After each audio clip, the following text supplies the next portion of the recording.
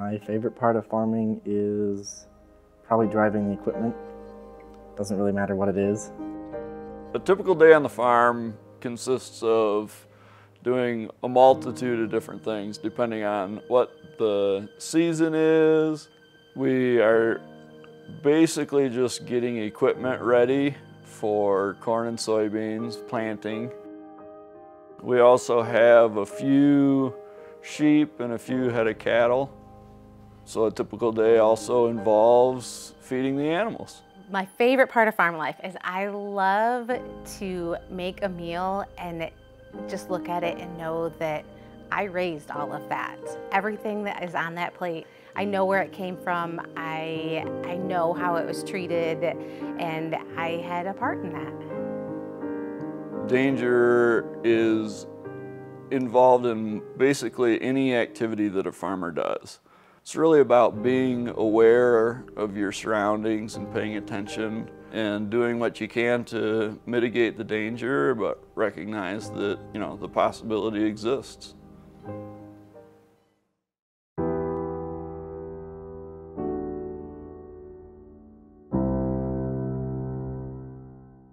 A farming mishap has claimed the life of a Barry County farmer. 72-year-old Robert Othmer of Vermontville died after he was buried in a grain silo this morning. It started out as a normal day. It started out as a typical day. That morning, Robert and my other son Matt and myself and my dad got into the top of the grain bin, which was essentially full of corn, and we were shoveling to keep up so that it didn't get too lopsided in the bin. We went in the house, we got changed, we got all ready to go.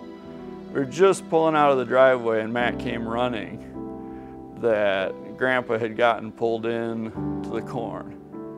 Matt had gotten the augers and everything shut down and crawled up the outside of the bin, and the only thing that we could see was his rope sticking out of the corn.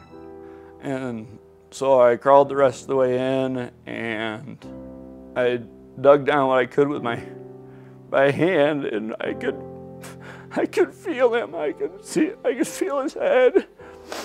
I could grab his hand, but we just couldn't get him back out. We did what we could. They cut holes in the bin to get the corn out, and, but by the time we got my dad out, he had died. He was a really tough guy. Like, he could be so tough on you, but he would do anything for anybody. He loved his family, he loved his farming, and it really just showed through in his actions and in his outlook on life. It's really hard to tell if it was me going to college or him dying that has made our family dynamic change. My dad's death impacted us, I would say, in a number of ways, and still is impacting us. I would say without our faith, I really don't know how we would have made it through this.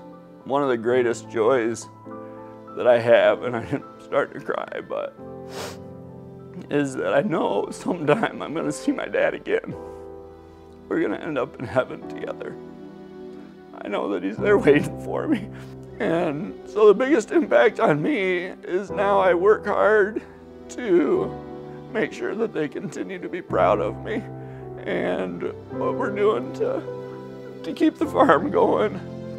I really don't know of an area that it hasn't impacted us. I mean, we went from, being the help on the farm and him running it to running it completely on our own. There's inherent dangers in everything.